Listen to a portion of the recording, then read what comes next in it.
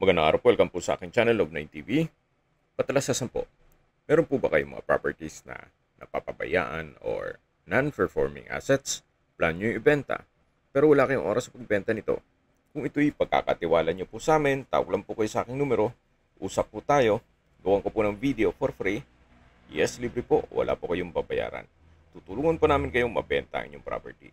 Kami na po bahala sa marketing, sa boosting or paid ads, even sa tripping. Hindi na po kayo mapapagod sa pag-entertain ng mga buyers. Kami na po bala sa lahat. Tawag lang po kayo. Nandito po tayo ngayon sa Pueblo de la Ia, kung saan meron po tayong bagong video presentation, isang house and lot. May lot area po ito na 75 square meters at may floor area na 36.50 square meters. Napakalaki pa po ng bakanting lote dito sa harapan na kung saan pwede nyo pong extend ang bahay. Pero kung sakali man na hindi pa ganun kalaki ang budget, pwede naman po ito. At ito po ay income generating. Pinapasok po ito sa Airbnb at ginagawang staycation business. Ang overnight rate, pag fully furnished po, ay 4,000 pesos. Ito po yung main door. Pasok po tayo. So ito po yung living area at sa dulo yung dining area. Then yung pintuan na yon ay yung kusina. Naka-tile flooring na rin po at finish na rin itong mga wall at ceiling. Meron din po itong mezzanine. Yan po, tunghayan nyo po ulit at para may idea na kayo sa mismong bahay. Simple lang po siya, walang partitions. May malaking glass window dito sa harapan ng bahay. Then may hagdan na ito po yung papunta sa mezzanine. Samahan niyo po ako. Akyat po tayo. Pagdating naman po dito, ay wala rin partition. Meron pong maliit na windows. Kaya maaliwalas naman. At malaki naman po ang espasyo nito. So kung may guest po kayo, siguro kahit 5 o hanggang 6, pwede pong matulog dito. Then ito naman po yung open below. At matatanaw nyo rin yung main door at yung sliding glass window sa harapan ng bahay. So binebenta po ito ni owner on as is, where is basis. What you see is what you get. Ito naman pong bahay ay halos hindi pa natirhan ni owner mula nung na-turn over po sa kanya. Kaya kung sakali man na ma-acquire nyo to, kayo ang pinakaunang titira dito. So nandito po ulit tayo sa baba. Yan po, walang partitions, open concept lang. At meron po itong toilet and bath at kitchen dun sa likod. Ang date po ngayon ng pag-video shoot ko ay June ng 2024. So, ito pong estado niya. Kaya please manage your expectation. Gawa ng as is, where is po tayo.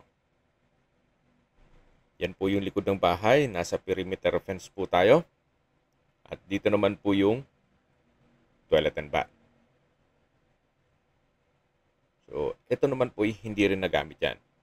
Naka-tile bathroom wall sa dulo. May water closet at may bathroom sink. May shower din po siya at bathroom window. So, kung sakali man pong sobrang selan, ulit-ulitin nyo po itong video para may idea na kayo kung anong meron dito. Para hindi po masayang ang biyahe natin once na mag-set tayo ng tripping. Okay, para may idea na kayo sa location nito, pag-usapan na natin ang distance, location, at travel time. So, mula po sa mga beach resort dito sa La Ia, Batangas, o sa beachfront o shoreline, 650 meters lang po ang distance at ang travel time is 3 minutes. Opo, napakalapit lang po nito sa mga beach resort dito sa La Ia. Kaya ang iba po ay nagche-check-in po dito, gawa ng sobrang mahal ng mga hotels at rooms sa mismong beachfront.